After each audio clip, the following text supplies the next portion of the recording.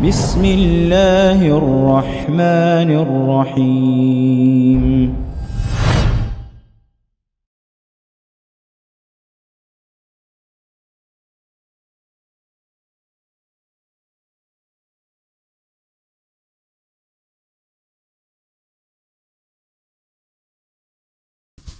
Oleh karena itu mungkin kita persilahkan dahulu ya untuk perkenalan kepada yang merasa baru pertama kali ikut, monggo.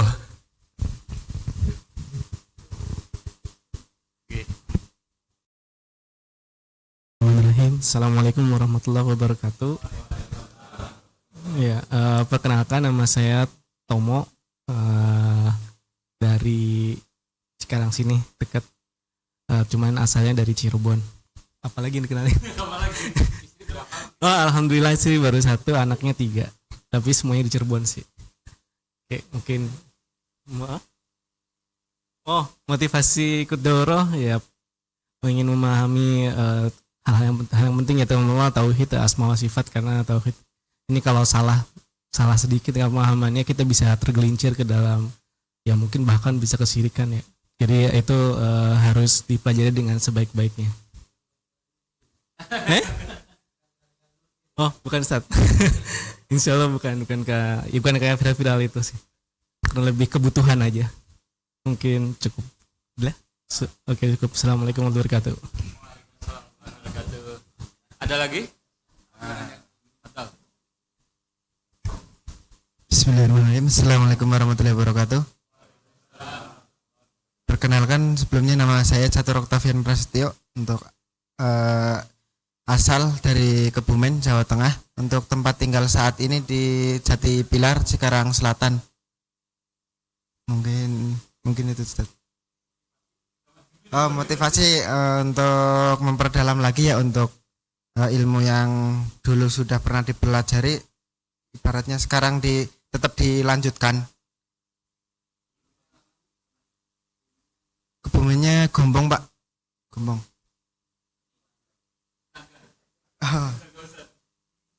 Ustaz dari mana? Oh, Petanahan. Pernah kajian di ini Ustaz, masjid yang di Petanahan tuh, yang sebelah kiri jalan.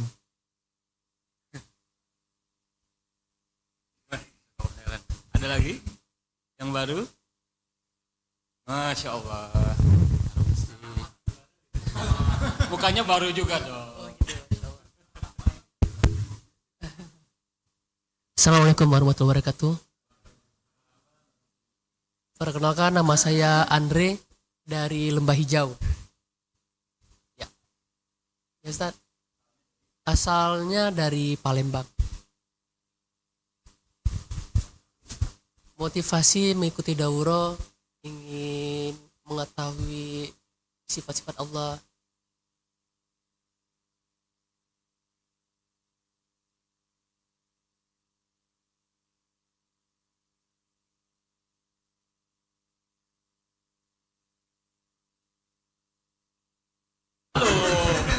Soalnya ranking berapa? Ranking paling bawah. Assalamualaikum warahmatullahi wabarakatuh. Nama saya Warsidi, tinggal di Lembah Hijau, cuma asal dari Pekanbaru, walaupun orang Jawa, jadi dulu orang tua trans ke Riau. Assalamualaikum warahmatullahi wabarakatuh. Motivasi belum motivasi? Yang lain. Bukan mau juara 1 bukan?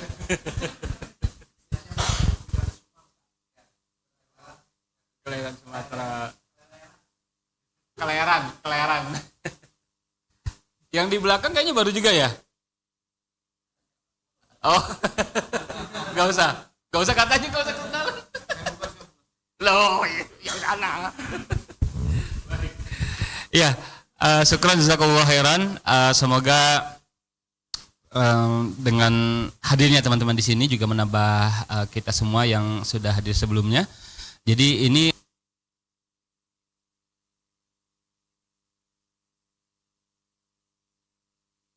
pertemuan ketiga ya dalam pembahasan kitab Al-Qawaidul Musla.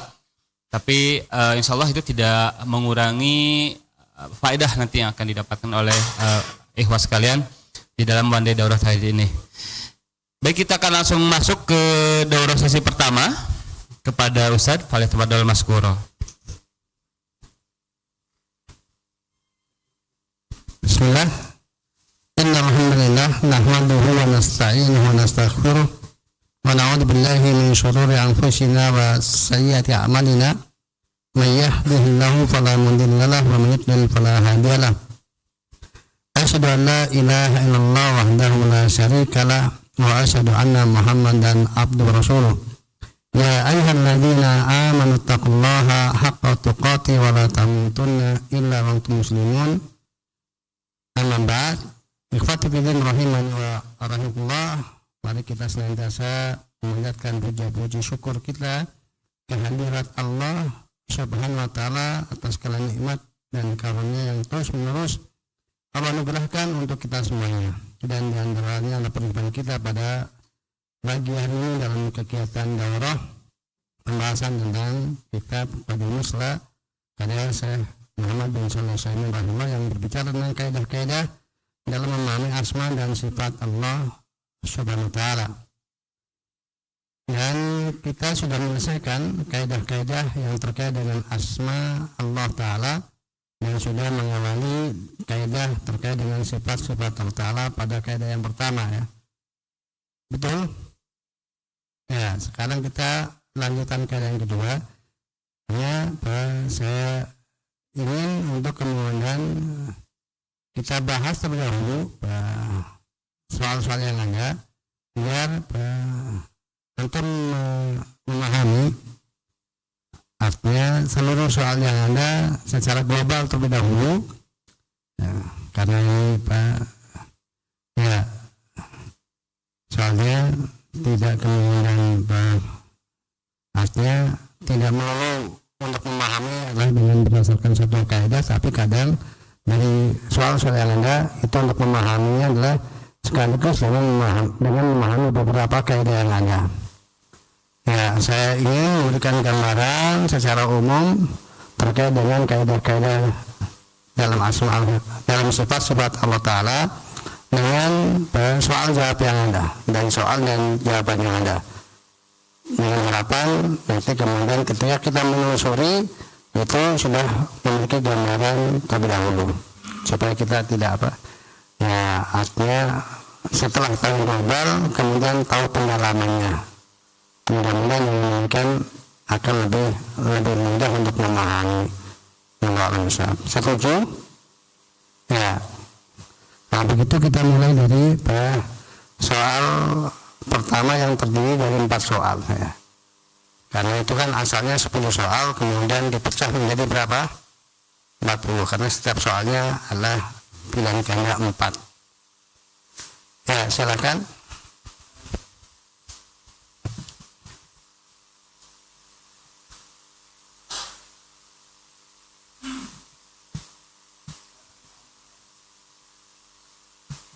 Ya langsung 4 ya biar lebih mudah. Jadi biar itu kan satu tema artinya.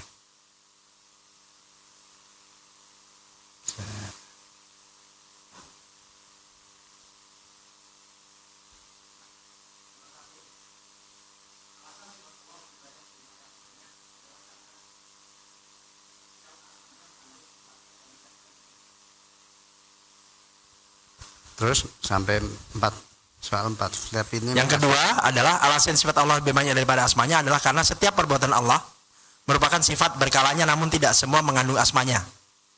Yang ketiga, alasan sifat Allah lebih banyak daripada asmanya adalah karena asmanya terkadang mengandung banyak sifatnya. Yang keempat, alasan sifat Allah lebih banyak daripada asmanya adalah karena semua berita tentang Allah adalah sifatnya namun tidak semua asmanya.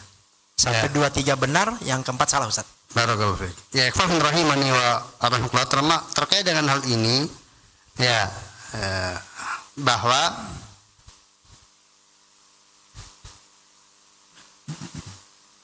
mau bersin enggak?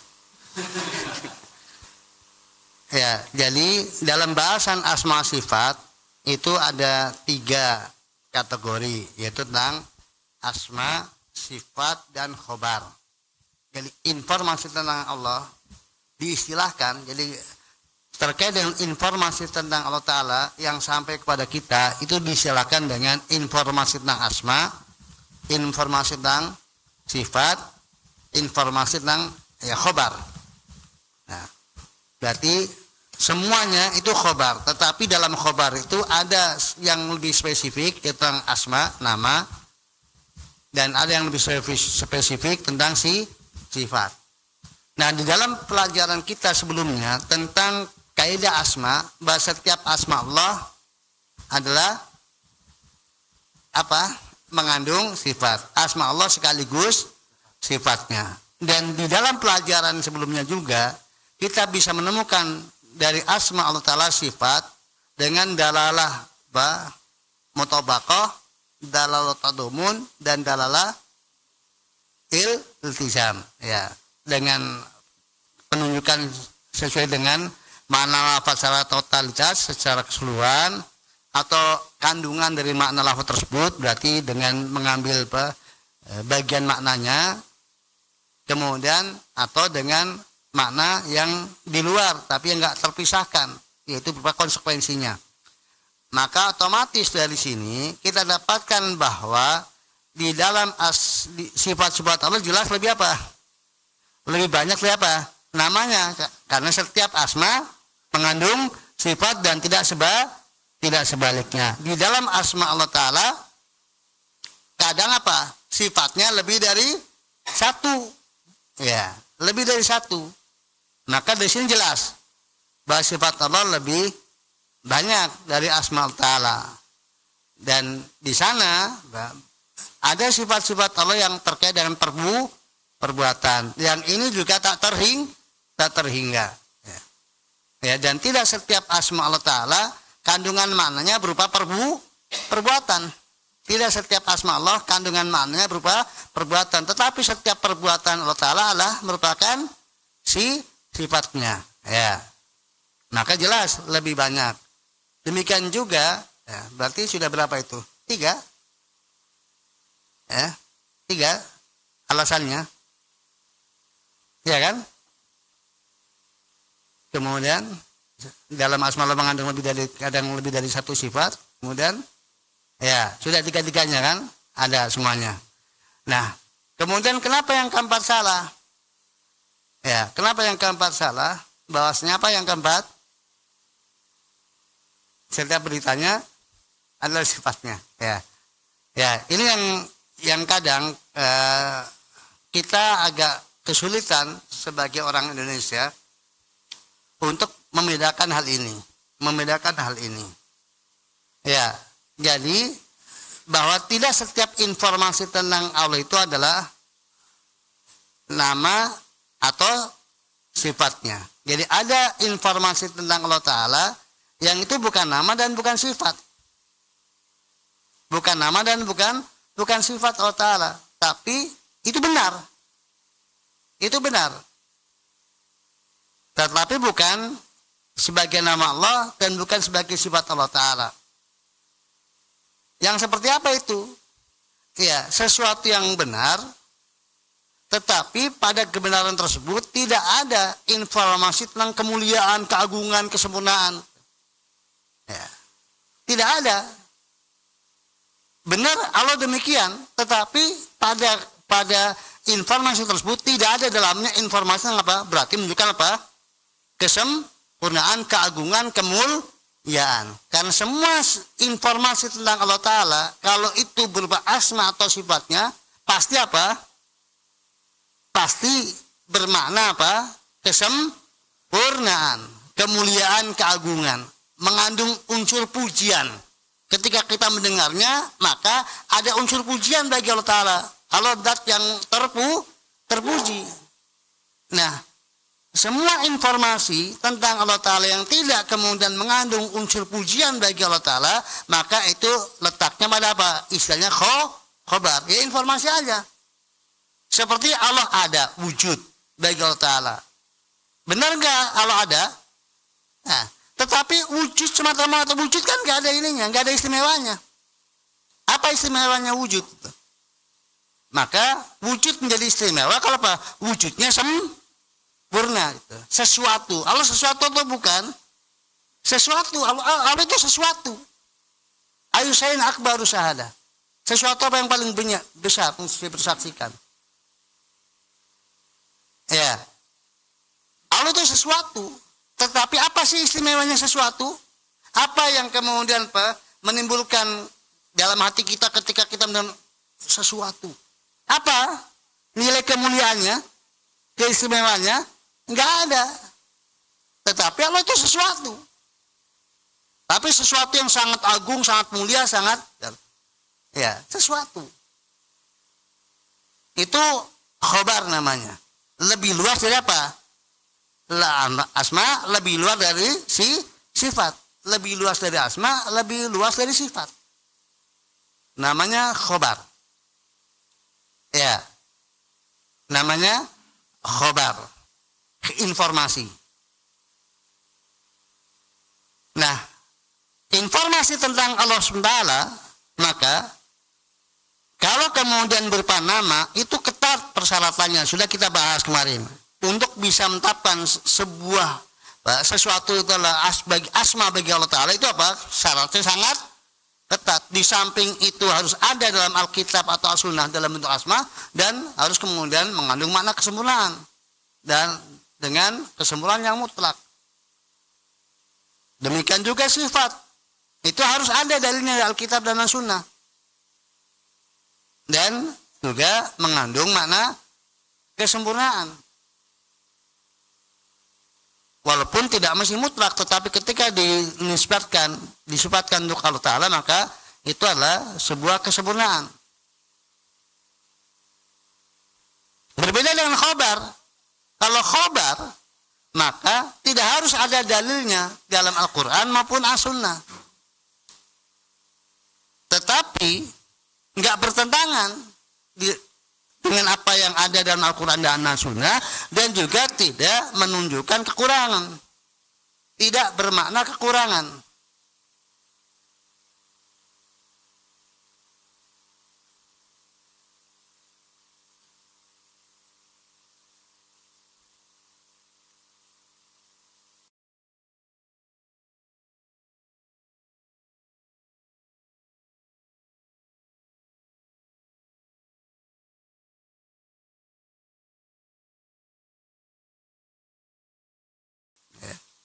Informasi tersebut tidak boleh bertentangan dengan yang ada dalam Alkitab dan As-Sunnah, dan tidak juga memberikan konotasi negatif, konotasi kurang, karena Allah Maha sempurna. Maka ya, misalnya kan apa yang dikatakan dengan Allah itu qiyamuhu binafsihi, itu bukan nama. Itu mengkhabarkan tentang Allah Ta'ala. Allah adalah zat yang berdiri sendiri. Berdiri sendiri. Qiyamuhu binafsihi. Walaupun itu bisa kemudian dirujukan kepada asma Allah al-Qayyum. Allah itu wujud wajibul wujud. Kemudian dia qaimun bi nafsihi. Ini musyarahat tentang Allah Ta'ala, tentang khobarnya. Demikian juga misalnya Allah al-murid. Al-murid, Allah yang berkehendak, al-murid. Maka al-murid itu adalah ya isim kan? Itu isim. Al-murid itu nama kan? Isim murid, al-murid. Tetapi itu bukan nama bagi Allah Ta'ala. Itu khobar tentang Allah Ta'ala. Bahwa Allah memiliki sifat berkehendak. Sifatnya pada al-murid berkehendak. Tapi al-murid sendiri bukan asma bagi Allah Subhanahu wa Ta'ala. Maka kalau kemudian kita mengatakan Anallah al-murid, maka di sini kita bukan sedang menamai Allah Ta'ala. Tapi mengkhabarkan Allah Ta'ala. Allah al-mutakallim. Nah, al-mutakallim di sini bukan isim bagi Allah Ta'ala. Allah memiliki sifat kalam, maka kita katakan Allah memiliki sifatul kalam. Sifat kalam ada bagi Allah Ta'ala. Al-mutakallim itu khobar tentang Allah Ta'ala, dan bukan asma. Sifatnya sifatul kalam. Sifatnya kalam, ya. Asma'nya nggak ada dari asma Allah al kalam. Tapi ada khobarnya yaitu al mutakallim, ya. Dat yang mutakallim, dat yang berbicara. Tapi itu bukan nama bagi Allah Ta'ala mutakallim itu. Qadim, Allah itu qadim. Allah itu qadim. Ya. Allah itu sudah lama, sudah dahulu. Tapi qadim itu sendiri bukan sifat bagi Allah Ta'ala. Dan bukan juga nama. Adapun sifatnya Allah adalah apa? Al-awaliyah. Yang itu ada unsur qadimnya al-awaliyah. Setiap al-awaliyah pasti qadim, pertama. Allah itu pertama, pasti qadim. Tetapi dari setiap yang qadim yang pertama, tidak setiap yang dulu itu yang pertama. Karena ketika kemudian yang dulu kemudian dulu itu adalah berlaku apabila sudah datang yang sesudahnya. Ya. Nah, yang sesudahnya begitu datang yang sesudahnya lagi, maka menjadi yang dulu, yang qadim. Tetapi kalau yang awal pasti yang pertama, dia nggak didahului yang lain karena dia yang pertama. Maka asma awal sifatnya awaliyah, ya. Bukan qadim. Bukan qadim, ya. Walaupun ya Allah itu qadim, itu mengambil apa? Khobar. Ya, sudah agak terpahami ini.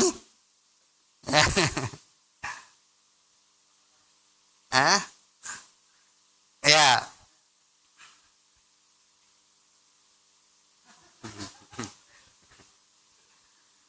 Sesuatu sudah, dahulu sudah, kemudian tadi wujud, ya.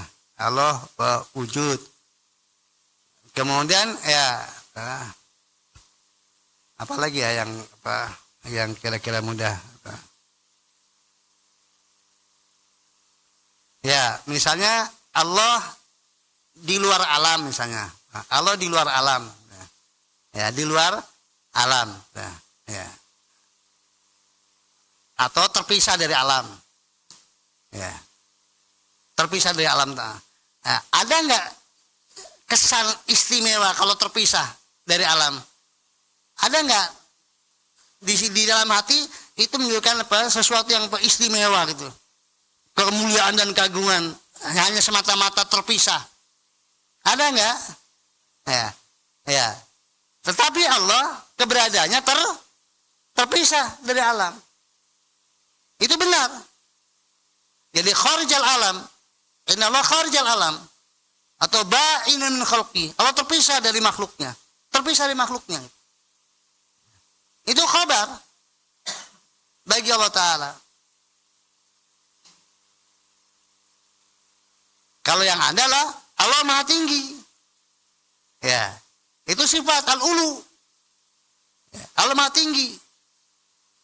Nah, sifat ketinggian itu sifat apa? Kemuliaan. Di atas. Maha tinggi. Maha besar. Itu tertanam. Adanya pemuliaan, pengagungan pada kata itu. Tapi terpisah dari alam, itu enggak apa? Ya. Tapi Allah terpisah dari alam. Allah terpisah dari alam. Allah di luar alam. Nah, itu khabar tentang Allah Ta'ala. Real, nyata, memang demikian Allah keberadaannya di luar alam. Dengan seluruh sifat-sifat kesempurnaan yang dimilikinya. Maka, ya, kharijul alam itu khabar tentang Allah Ta'ala. Di luar alam. Di luar makhluk. Itu adalah ilmu tentang Allah Ta'ala. Dan sifatnya pada al-ulu, di atas seluruh makhluknya. Ya, jadi kita mendengar Allah di atas seluruh makhluknya itu ya mempengaruhi, karena sesuatu yang mulia sudah terfitrah diri kita, sesuatu yang mulia yang itu letaknya di mana? Dia diposisikan di atas. Ada makna makna ketinggian, makna kemuliaan, makna keagungan. Maka semua yang dimuliakan, yang diagungkan, maka diposisikan di atas. Yaitu contoh yang lainnya tentang khobar.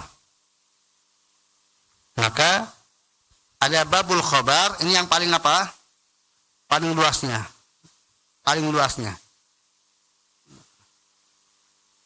Karena tidak harus tauqifiyah. Kemudian babu sifat ini harus tauqifiyah, tetapi fleksibel, lebih luas dibandingkan bab sesudahnya, yaitu al-asma. Ini paling sempitnya, paling ketatnya untuk menetapkan asmaul husna bagi Allah Ta'ala. Lebih mudah untuk menetapkan sifat bagi Allah Subhanahu wa Ta'ala. Ya, ini kaitannya dengan 4 pertanyaan yang pertama. Selanjutnya,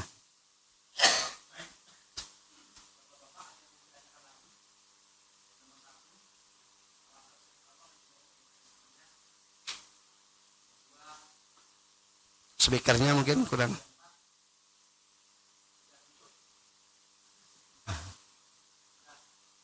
Ya, silakan Pak Agas. Ini Pak Agas.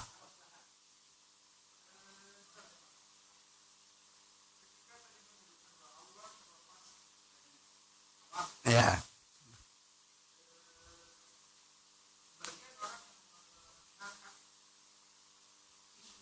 Ya.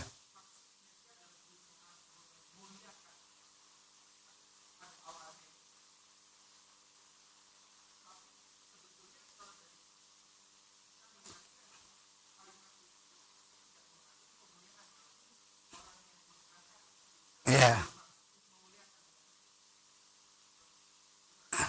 Ya. Barakallahu fiik. Sekarang Pak, saya kembali kepada antum, Pak. Jadi secara bahasa ya, kata terpisah, semata-mata terpisah itu ada enggak nilai kemuliaan, keagungan, kesempurnaan semata-mata terpisah gitu. Jadi itu kembali kepada tadi ketika disebutkan ada enggak gitu makna keterpujian di situ. Intinya ke sana.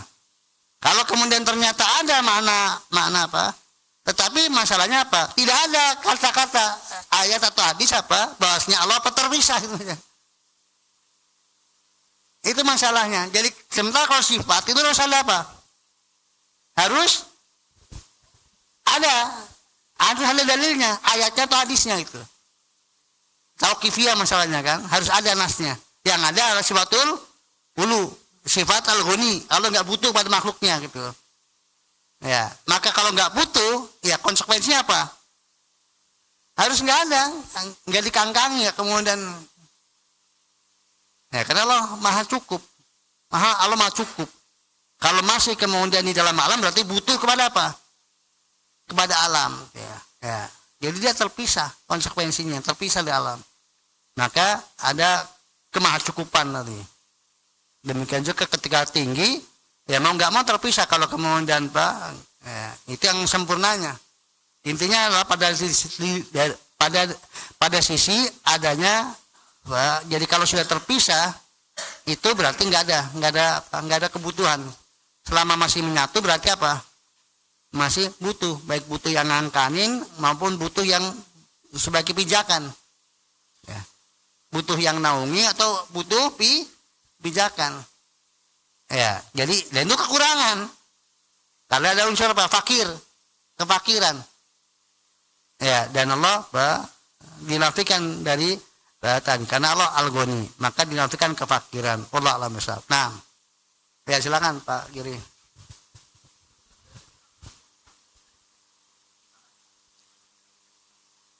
Iya, untuk kemudian Pak khobar ya. Untuk khobar. Ya, dia Pak, jadi bisa dengan logika, tetapi tadi logika yang dihasilkan nggak bertentangan dengan yang sudah ada dari nasnya. Baik.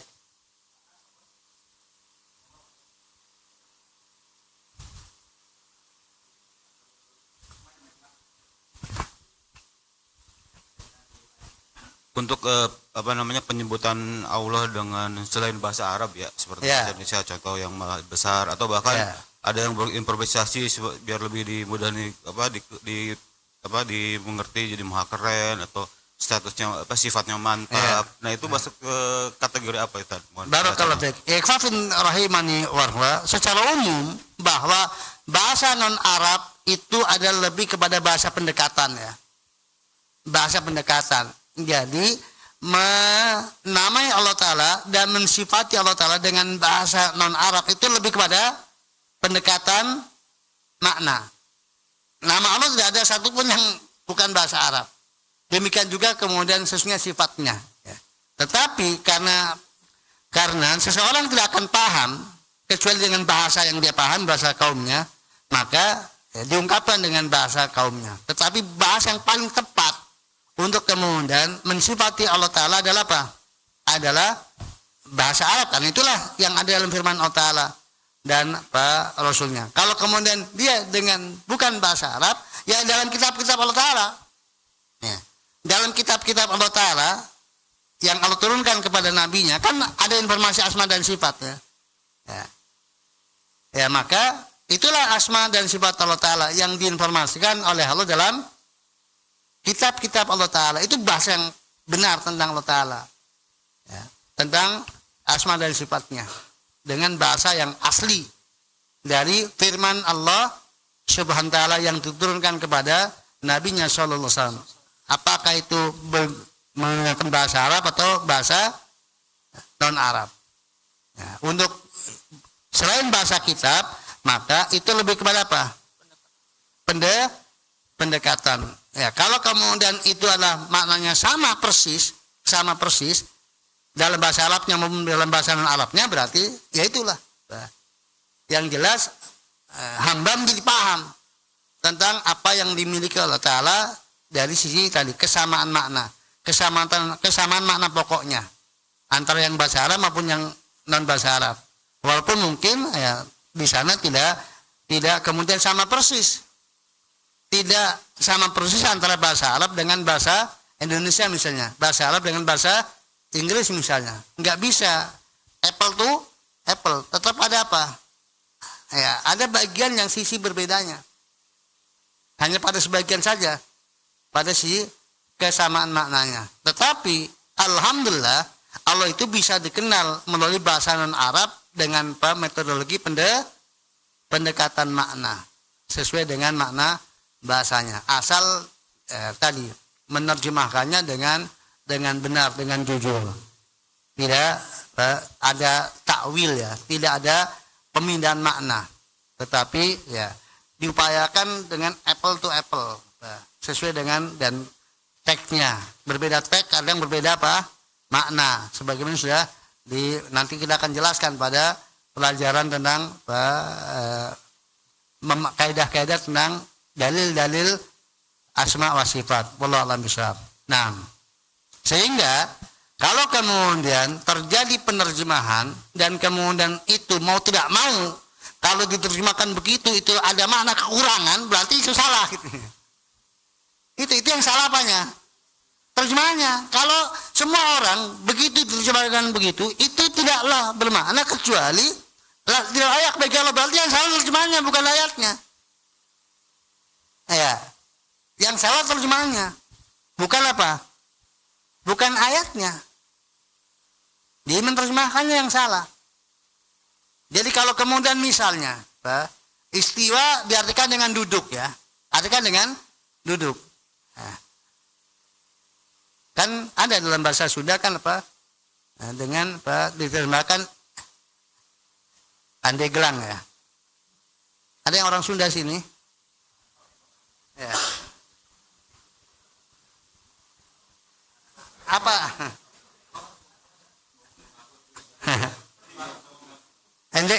Andegleng.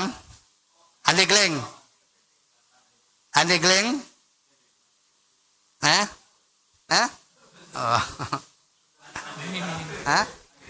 Pandeglang kan? Sudah munharif. Jadi bahasa pemuliaan duduk, coba bahasa halusnya, bukan, ya, atau sejenis itu ya. Sila bahasa Sundanya apa juga? Sila, ya, sila bukannya bahasa Jawa. Ya kita cek Pak, andeglang coba bahasa Sunda apa artinya? Antum pas cek. Nanti supaya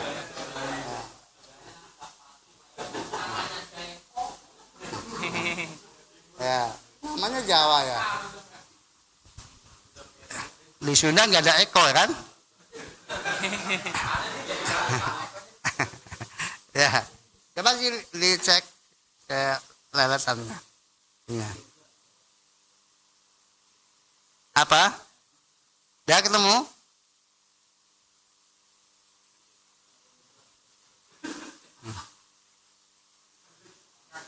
Hah? Andeglang? Apa? Enggak ada. Andeglang apa? Andeglang apa? Andeglang? Saya pernah dengar sana. Andeglang. Sip. Kok andeglang? Andeglang.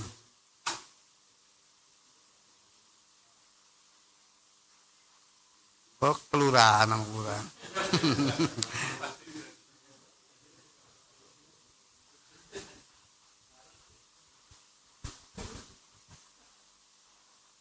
Coba istilah bahasa Sunda apa?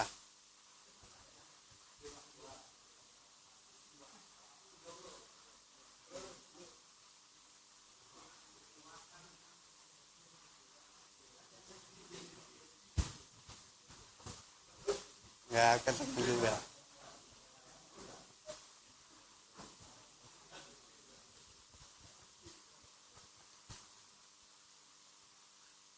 Saya pernah ngisi di daerah Bandung ke sana, ya itu andeglang,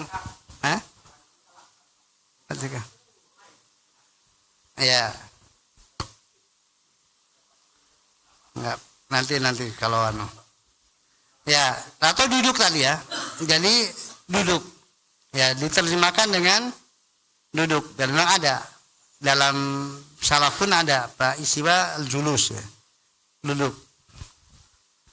Ya, maka itu sudah apa? Sudah terjemahan dengan spesifikasi tertentu. Ya. Itu sudah apa? Sudah ada unsur apa? Unsur seperti apa istiwanya? Yaitu duduk. Karena tidak setiap istiwa itu duduk. Tidak setiap istiwa duduk. Ya. Tidak setiap istiwa di atas satu duduk. Bisa berdiri, bisa tidur. Yang jelas dia di atas sesuatu tersebut, itu namanya istiwa. Posisinya bisa apa? Bisa duduk, bisa tidur, ya artinya berbaring dan yang lainnya. Untuk istiwa makhluk di atas makhluk yang lainnya. Jadi itu sudah terjemahan yang dengan tambahan kaifiyah, informasi lebih dari sekedar meninggi di atas atau menetap di atas. Kalau menetap di atas bisa beragam bagaimana bentuknya, tetapi sama menetap di atasnya. Mau duduk, mau tidur, mau berbaring, mau kemudian jongkok, semuanya apa? Berada di atas sesuatu dengan kaifiyah tertentu. Ya. Maka untuk Allah Ta'ala kaifiyahnya tidak diketahui kecuali oleh Allah SWT. Ya, yang lainnya kalau ada, ya silakan.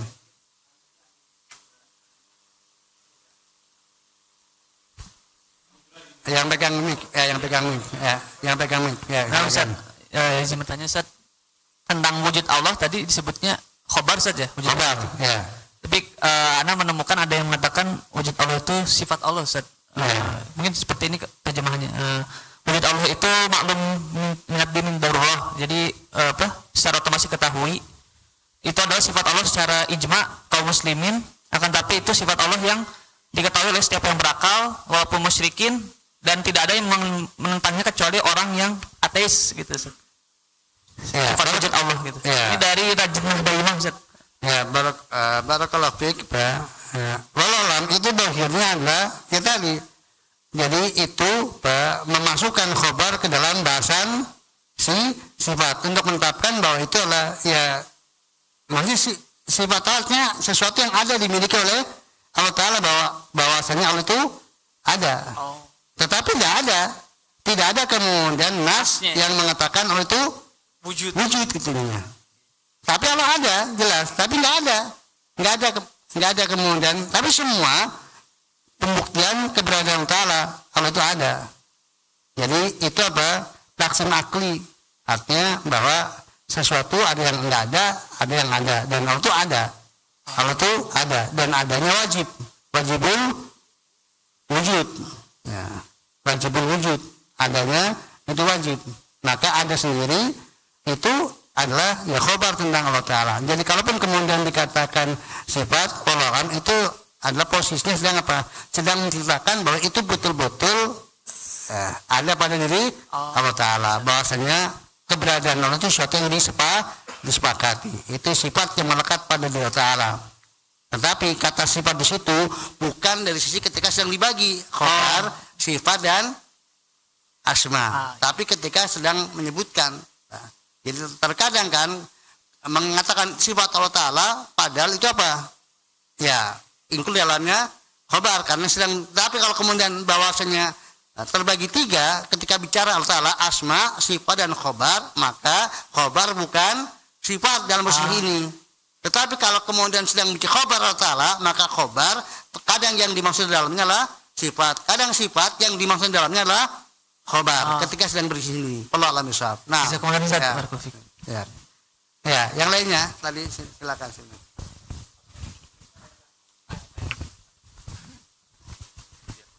Jazakallahu khairan Ustaz. Anda ingin bertanya tadi mengenai Allah ba'inun min khalqi, terpisah dari alam. Kan bahwa di luar sana ada pendapat mengenai wahdatul wujud Ustaz, ya, bahwa Allah menyatu dengan makhluknya. Ya. Sebenarnya siapa mereka yang mengatakan demikian Ustaz? Ya, hululiyah, dan itu adalah pengaruh dari agama Hindu. Jadi termasuk yang pertama kali mengatakan adalah aliran Hindu, yang ketika kemudian mereka yang wahdatul wujud, maka dijelaskan dalam kitab Al-Adyanul Firaq itu bahwa Nasrani,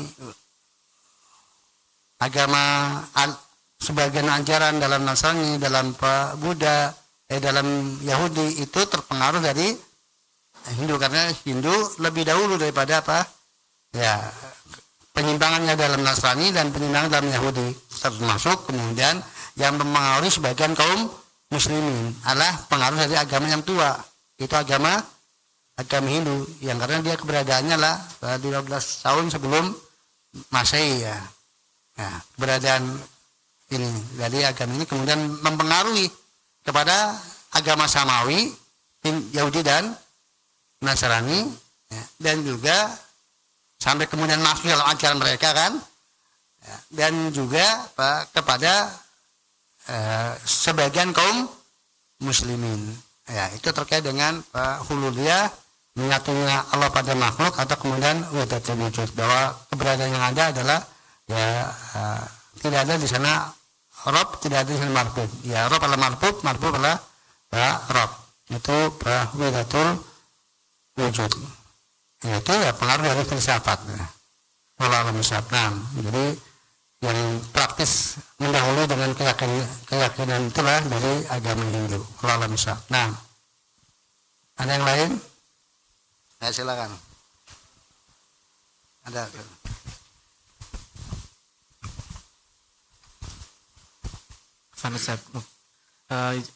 Izin pertama, saya bertanya. Yang pertama terkait dengan tadi saya dengar tadi al-wujud, terus kita al-qadim, ya.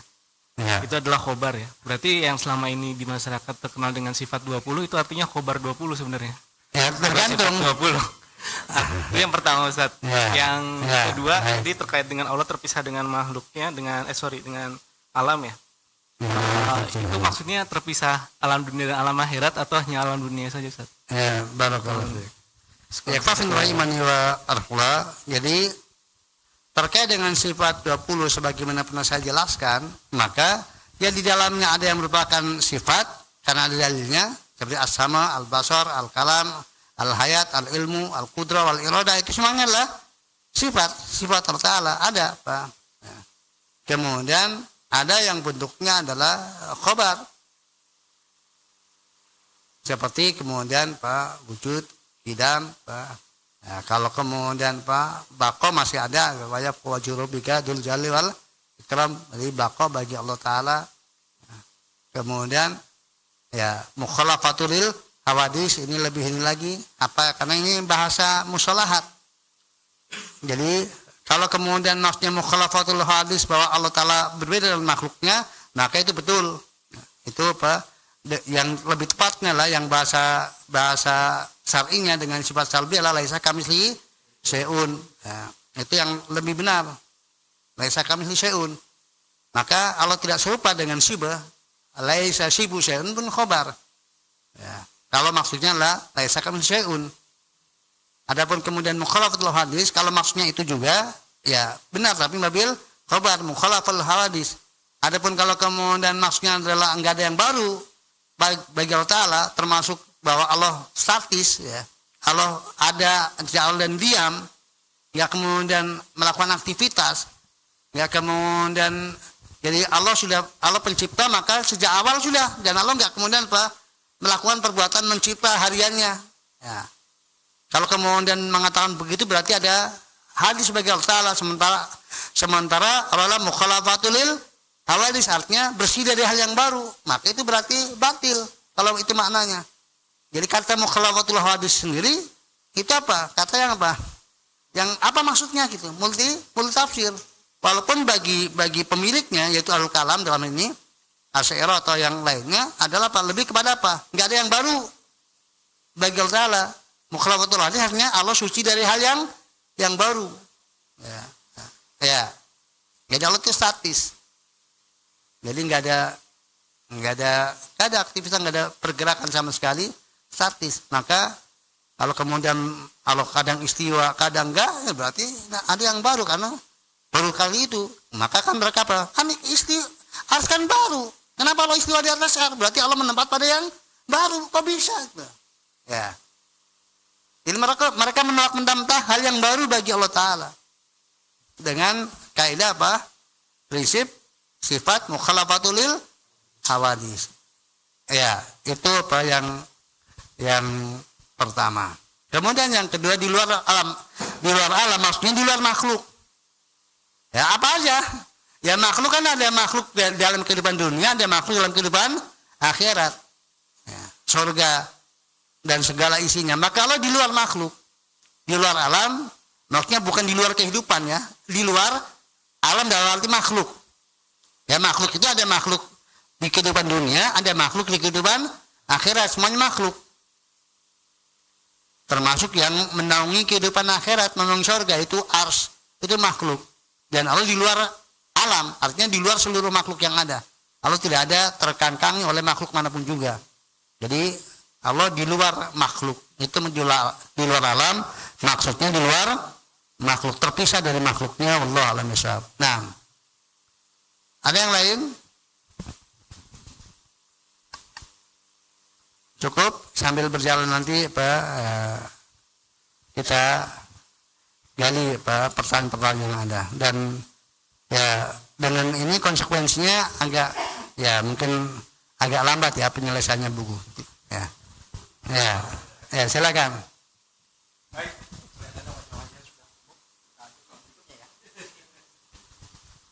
Soal kedua Ustadz. Terima kasih deh, baik. Soal kedua 5678 ya, pembagian sifat Allah yang tepat. Pembagian sifat Allah yang tepat terdiri dari satu, akliyah dan khobariyah. Yang kedua, transitif dan intransitif. Yang ketiga, subutiyah dan salbiyah. Yang keempat, zatiyah dan fi'liyah. Ustadz izin, ini empat-empatnya banyak yang betul, tapi rasanya pakai kaidahnya yang tadi Ustadz. Kalau nggak tahu jawab benar saja, kira-kira itu. Jadi mulai dari nomor 5 ini yang salah separuh-separuh, tapi mulai nomor 6, 7, 8 banyakan yang benar Ustadz. Meskipun kalau ditanya subutiyah apa sih artinya, mungkin juga lempar ke sebelah Ustadz. Monggo Ustadz. Barakallahu fiik. Ya, dijamin bahwa yang belum pernah belajar, maka kalaupun betul kebetulan. Ya. Karena ini tidak akan mengetahui maksudnya kecuali apa? Sudah belajar. Ya. Ini ilmu yang bisa diketahui ya setelah kemudian belajar. Karena ini kan mustalahat. Mustalahat kan nggak bisa dilogika. Yang namanya mustalahat itu bukan hasil logika, tapi hasil hafalan. Hasil hafalan, dan hafalan itu hanya bisa dapat setelah apa? Belajar, dapat informasi dulu, ya, dapat informasi dulu, ya. Maka ini semuanya istilah ya, yang ada dalam bahasan pembagian sifat. Maka apa sih yang dimaksud dengan istilah-istilah tersebut ya? Maka kalaupun kemudian antum salah, itu bukan karena antum nggak paham, karena memang nggak tahu itu apa sih maksudnya itu. Jadi wajar kalau salah. Wajar. Cuma ya yang aneh itu merasa bangga ketika benar padahal apa cuma kebetulan itu aja itu. Ya.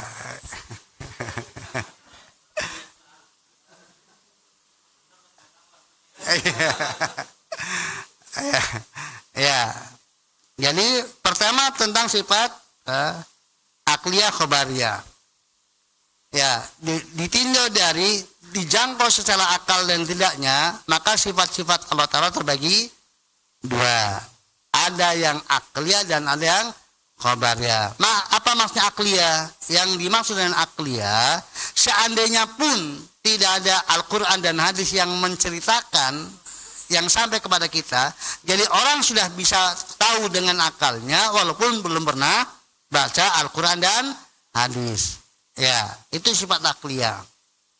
Nah, perlu diketahui bahwa 7 sifat yang ditetapkan oleh Asy'ariyah itu adalah semua akliyah. Bahkan 20 sifat yang mereka tetapkan itu bukan modalnya Al-Quran dan hadis. Ya. Itu semuanya adalah dengan logika. Tidak ada yang kemudian karena baca ayat atau baca hadis kemudian apa? Menetapkan salah satu dari 20 tadi. Enggak ada. Itu semuanya adalah hasil logika. Kemudian setelah logika menemukan, lalu kemudian Pak, cari dalilnya. Cari dalilnya. Buktinya apa kalau begitu? Buktinya betapa banyak yang ada dalilnya dan enggak ditetapkan. Nah, padahal bisa jadi yang ada dalilnya itu lebih logis daripada apa yang sudah dilogikan oleh mereka. Jadi, ada perkara-perkara yang logis, yang itu terlogika, tapi nggak mereka tetapkan. Kenapa? Ya kan kadang seseorang menurut si logis, menurut yang lainnya nggak logis atau demikian. Jadi karena kan kemampuan logika orang kan apa? Berbeda-beda. Ya. Itu maksud sifat akliyah yang ada terjangkau secara akal seandainya nggak ada ayat hadisnya. Nah kemudian ada pun bagi Ahlussunnah wal Jamaah, maka menetapkan sifat walaupun yang logis itu harus dibuktikan dengan apa? Dengan dalil. Kalau nggak ada dalilnya maka nggak boleh, walaupun nampaknya logis, ya, nampaknya logis, harus ada dalilnya untuk penetapannya, karena bisa jadi itu logika yang salah. Ya, kemudian adapun sifat khobariyah disebut khobariyah, sesuai dengan namanya khobar, artinya bahwa bisa ditetapkannya hanya karena ada khobar, yaitu ada wahyu, ada dalil. Adanya Al-Quran atau As-Sunnah yang menginformasikan. Ya, Ya, seperti sifat yang kalau pada kita anggota tubuh, wajah, tangan, kaki, kemudian mata, jari jemari, betis, itu kita tidak akan pernah tahu bahwa Rabb kita memiliki itu semuanya.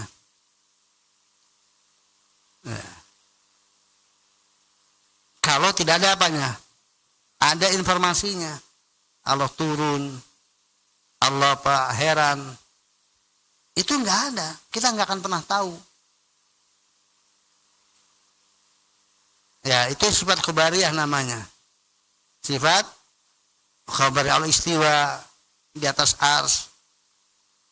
Itu berbeda. Allah tinggi, Allah maha tinggi, itu akliyah. Tapi kalau Allah meninggi di atas ars, maka itu sifat khabariyah. Tapi kalau Allah lebih tinggi dari ars, sifat akliyah. Kalau Allah menetap meninggi di atas ars, itu sifat khabariyah. Ya, karena kan kita nggak punya informasi ars. Memang logika kita bisa berpikir bahwa di atas langit ada ars, bisa. Nggak bisa. Mengapa kita tahu di atas langit ada ars? Informasinya Allah itu istilah di atasnya, itu informasi juga.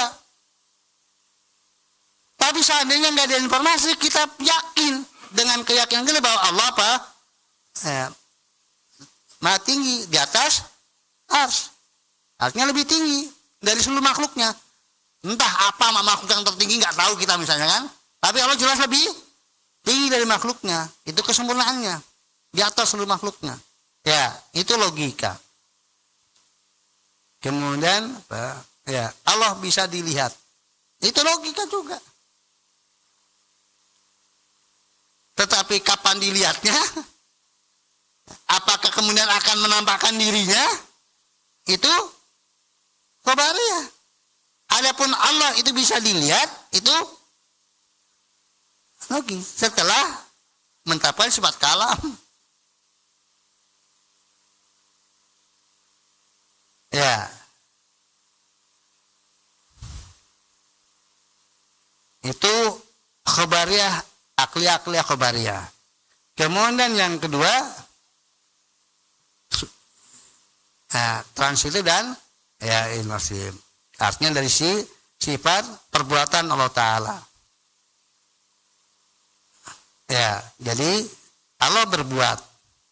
Maka perbuatan Allah Ta'ala ada yang ada objeknya dan ada yang tidak ada objeknya. Jadi, berdampak kan, berdampak menghasilkan makhluk. Kayak kholaqa, al-khalq mencipta, maka ada apa? Ada makhluknya, ciptaan. Ya. Tapi kalau Allah hidup, itu intransitif. Ya. Allah turun, Allah meninggi, dan seterusnya. Jadi kalau ada objeknya, dari itu transitif. Kalau nggak ada objeknya, ya sebagaimana kita mengenal dalam bahasa Indonesia apa makna transitif dan intransitif. Maka kalau Allah punya sifat maghfirah, ampunan, berarti ada objek yang Allah ar-rozqu, punya sifat ar-rozqu, memberi rezeki, berarti ada objek yang dapat rezeki, dan demikian. Nah, yang enggak ada objeknya itu namanya intransitif. Lazim dan muta'addi dalam bahasa Arabnya. Ya. Kemudian yang ketiga sifat subutiyah dan salbiyah.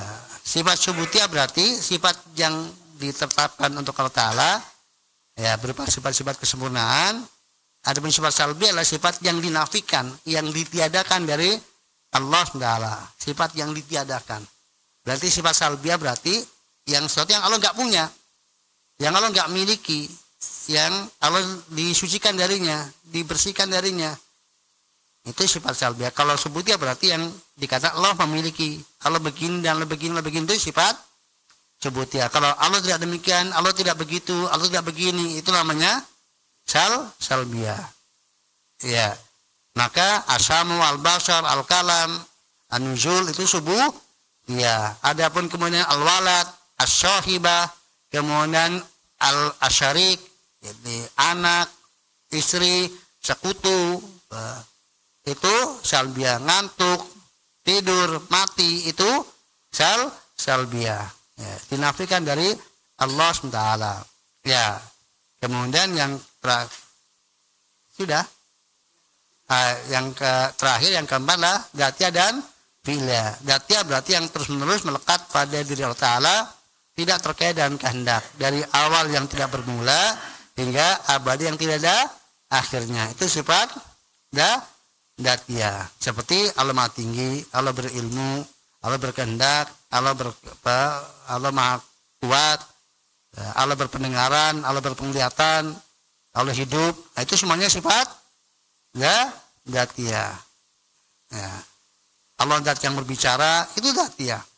Ada bentuk sifat fi'liyah yang kaitannya dengan kehendak. Allah berbuat ketika Allah menghendaki untuk berbuat. Maka kadang Allah lakukan, kadang Allah nggak lakukan, tergantung kehendak Allah Ta'ala. Maka itu sifat fi'liyah. Ya, berbicara tadi sifat datia, tapi berbicara juga bisa sifat fi'liyah kan. Yaitu apa? Pelaksanaan berbicara. Maka pelaksanaan Allah berbicara itu fi'liyah.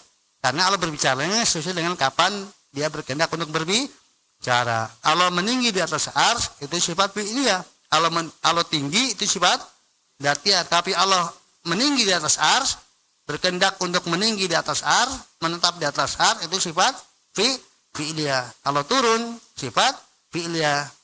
Ya.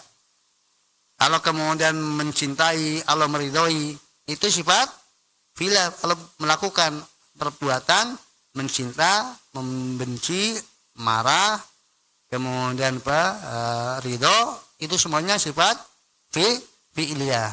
Karena itu kaitannya dengan kehendak. Kadang Allah berkehendak mencintai si A, kadang Allah berkehendak membenci si B, dan demikian seterusnya. Itu kaitannya dengan kehendak. Kadang tahun ini dicintai, besok kemudian dibenci karena murtad. Ya, itulah sesuai dengan kehendak Allah Ta'ala. Jadi terjadi perubahan karena mengikuti kehendak Allah Ta'ala. Bisa melekat pada satu waktu dan tidak melekat pada waktu yang lainnya. Kaitannya dengan kehendak Allah Ta'ala. Itu sifat fi'liyah. Ya. Ada pertanyaan di sini? Ya, silakan. Mic-nya mana kalau barang?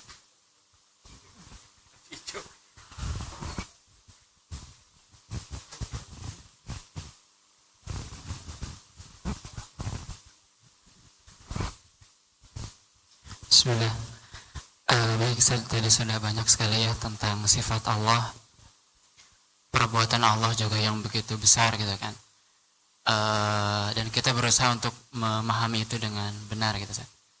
Tapi yang sangat penting bagi kami Ustaz berkaitan dengan athar dari pengetahuan itu.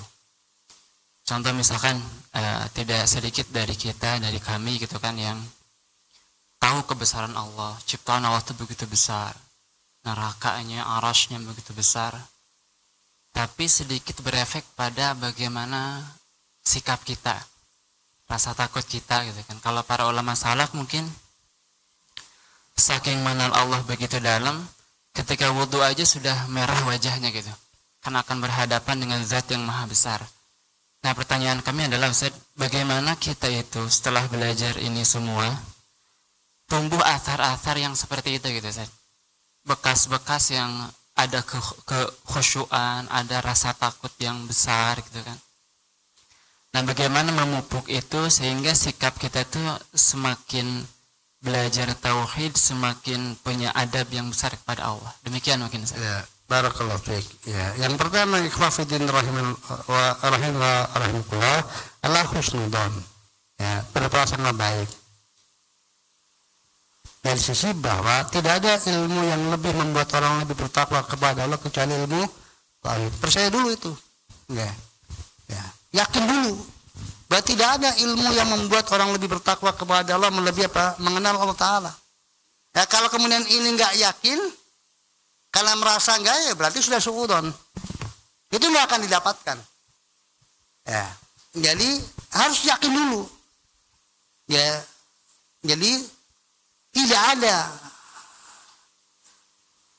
sesuatu yang disimpan dalam hati yang lebih kemudian membuat orang lebih bertakwa kepada Allah melebihi hati yang terisi dengan informasi tentang Allah Ta'ala. Itu satu. Ya. Jadi secara datnya itu begitu. Secara datnya begitu. Ya. Sebagaimana kemudian yang lebih diakui secara umum, tidak ada ilmu yang akan membuat orang baik tanpa ilmu agama, kan? Sepakat itu? Sepakat nggak? Bahwa kebaikan seseorang itu adalah sangat terkait dengan apa? Bagaimana ilmu agamanya. Bahwa orang yang tidak beragama itu apa? Ya pasti buruk. Tapi orang beragama, ilmu agama adalah membawa kebaikan. Maka pasti diingkari oleh dominasi manusia kalau mengatakan bahwa agama tidak membawa kebaikan orang. Diingkari atau tidak? Diingkari atau tidak? Tetapi apakah setiap orang yang punya ilmu agama itu berarti baik? Belum tentu. Berarti kaitannya taufik. Tetapi ya percaya dulu. Sebab kalau ini tidak dipercaya, maka ngapain belajar agama, gitu kan? Toh tidak membawa kebaikan. Nah, apakah kita akan begitu? Ngapain belajar dalam apa? Asma sifat. Toh nggak ada pengaruhnya kok. Jangan salahkan ilmunya, salahkan apa? Manusianya. Jadi pertama husnudon. Berprasangka baik. Sepakati sebagaimana ulama telah sepakat bahwa ma'rifatullah adalah sumber kebaikan seseorang. Sumber ketakwaan seseorang. Artinya manusia yang paling bertakwa di sisi Allah adalah yang paling berilmu. Maka kadar ketakwaan itu sangat terkait dengan kadar keilmuan tentang Allah Taala. Artinya tidak ada orang yang paling bertakwa kepada Allah Taala, tetapi ilmunya tentang Allah itu dangkal. Orang yang paling bertakwa kepada Allah Ta'ala lah dampak dari ilmunya yang paling tinggi tentang Allah Ta'ala, paling sempurna tentang Allah Ta'ala, dan itu dimiliki oleh siapa? Nabi kita Muhammad sallallahu alaihi wasallam, kemudian para sahabat Nabi sallallahu alaihi wasallam. Jadi itu prinsip yang pertama, husnudzon. Kemudian ya, terus ya, sampai kemudian itu berefek. Jadi ketika kita mempelajari kalau nggak berefek, terus karena kan kita kan percaya bahwa itu ada efeknya, tapi belum apa kan, terus kan tuh. Sekarang antum belajar silat ya,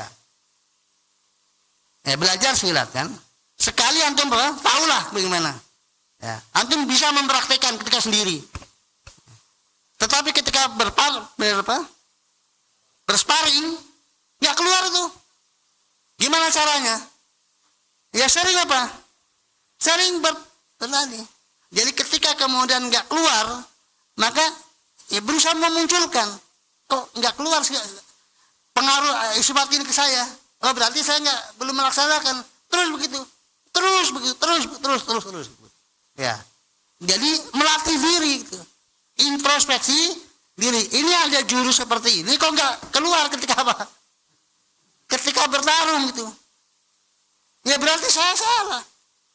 Ya karena ini ilmu terapan, bukan apa? Ilmu teori, ilmu terapan. Silat kan ilmu terapan, betul? Ya. Maka ketika kemudian nggak pernah tanding, ya sekali tanding mesti apa? Ya mesti kalah, nggak pernah dipraktekkan, nggak pernah sparring partner, mesti nggak bisa. Nah ilmu itu ilmu terapan, ya. Dan nggak mungkin bisa menerapkan tanpa punya banyak ilmunya. Dari mana mau menerapkan? Nggak ada, nggak pernah belajar silat, mungkin dia bisa menerapkan jurus-jurus silat? Nggak pernah, itu untuk yang belajar. Ya, jadi terus belajar. Kalau begini, mestinya saya begini loh. Kalau jadi introspeksi diri, loh, kok saya begini? Padahal saya tahu lo begini, kok begini? Berarti nggak beres, nggak benar. Nah, bagaimana? Jadi mencela diri sendiri bahwa ilmunya nggak memberikan pengaruh. Bukan salah ilmunya, dianya yang salah. Ya, kemudian yang ketiga apa? Ya, minta kepada Allah Ta'ala. Tidak terus-menerus minta kepada Allah Ta'ala kemanfaatan ilmunya. Ya, agar ilmu tentang Allah Ta'ala itu betul-betul bermanfaat, terterapkan dalam kehidupan dia, terterapkan. Ya, dan saya yakin ya bahwa hal itu mau nggak mau. Jadi kalau seseorang belajar tentang Allah Ta'ala lil amal, untuk diamalkan, pasti akan ada. Dengan taufik Allah Ta'ala akan ada anugerah pengamalan. Walaupun ya hasilnya berbeda satu orang dengan orang yang lainnya. Ya. Sekarang ya, antum tahu bahwa Allah bisa dilihat. Dan melihat Allah kenikmatan yang terbesar. Itu ilmu tentang Allah Ta'ala. Ilmu tentang Allah Ta'ala. Sekarang, apakah kemudian tidak muncul di hati antum kerinduan untuk berjumpa dengan Allah, untuk melihat Allah Ta'ala? Ya, muncul enggak itu? Muncul enggak? Ya. Sekarang apa itu dimiliki oleh orang yang tidak beriman bahwa Allah bisa dilihat? Tidak punya. Nah, ketika kemudian bahwa itu ada dalam hati, apakah dia adalah rasa khawatir kalau kemudian sampai terhalang melihat Allah Ta'ala? Khawatir. Itu semuanya amalan qalbi yang akan berdampak. Nah, kalau saya begini, kalau sampai kemudian saya syirik, gagal dong bertemu dengan Allah Ta'ala. Dan seseorang hidup bisa tanpa syirik, itu sudah orang istimewa. Jangan pernah menganggap itu hal yang apa? Yang orang kok mengejar hidup tanpa syirik, itu orang yang sangat istimewa.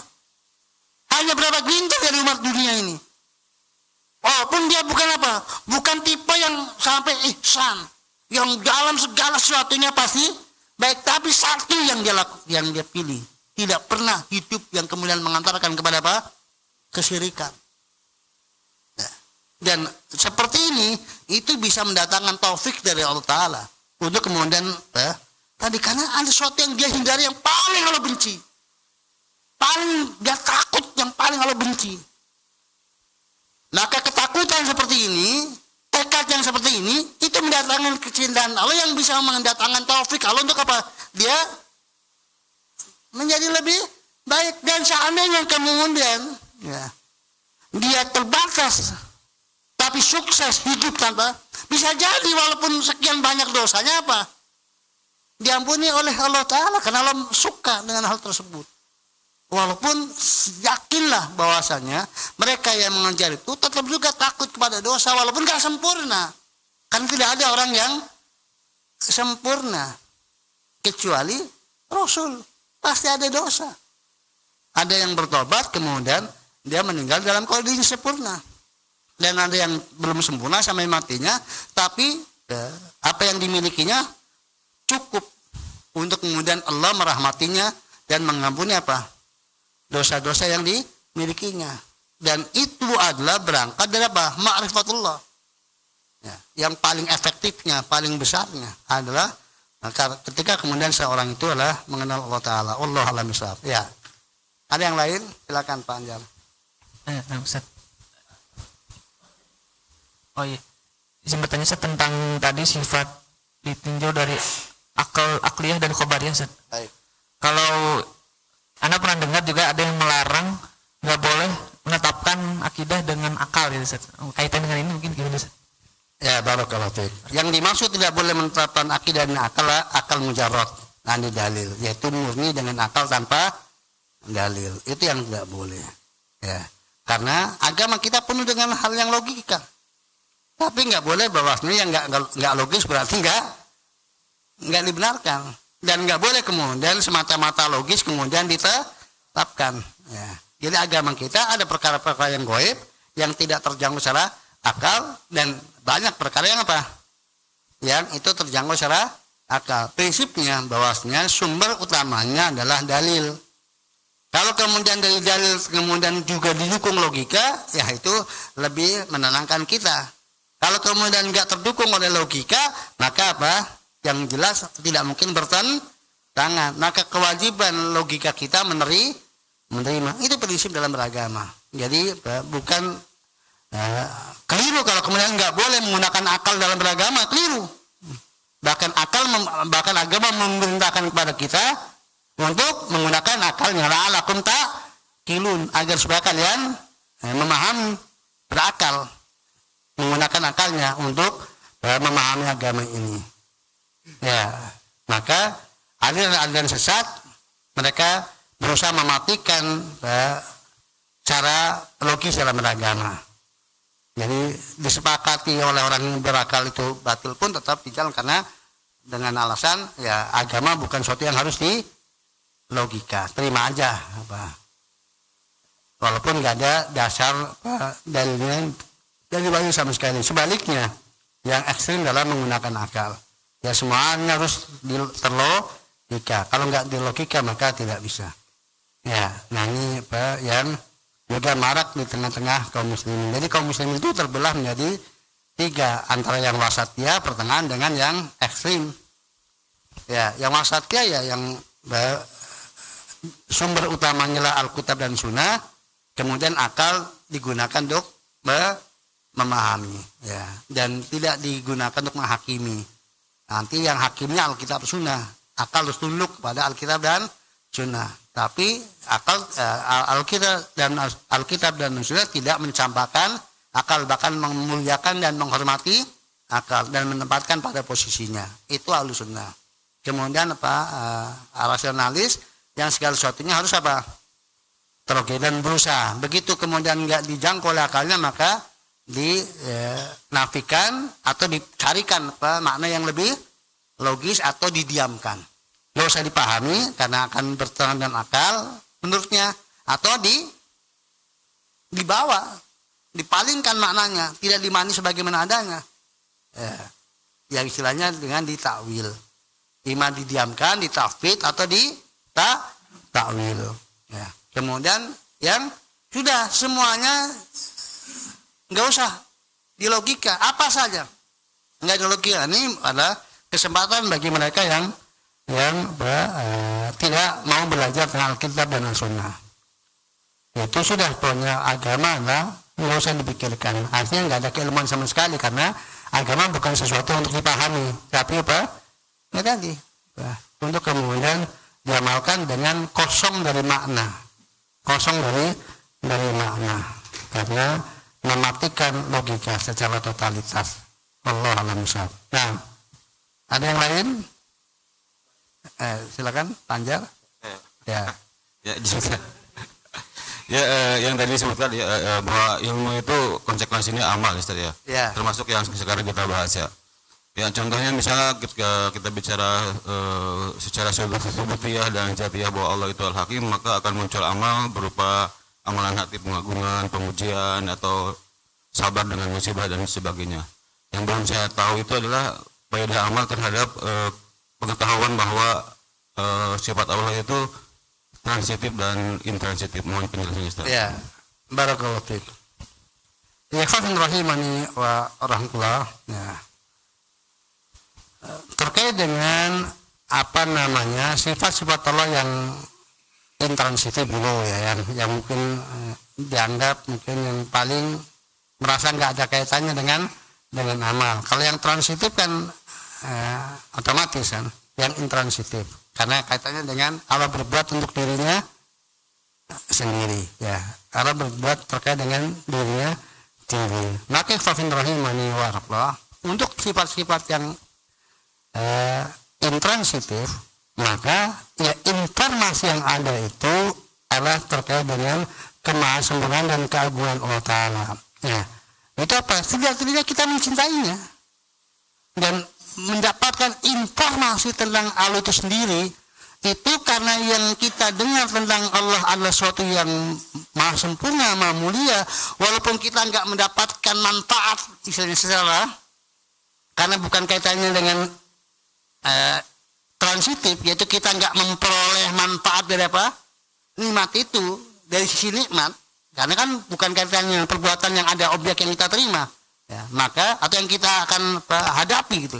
Tetapi kan ketika kemudian kita melihat dan mendengar sesuatu yang sangat agung, sangat mulia, maka apa yang didapatkan hasilnya? Kecintaan. Nah, kecintaan itu kan sesuatu yang mencintai Allah, sesuatu yang sangat disukai oleh Allah Ta'ala gitu.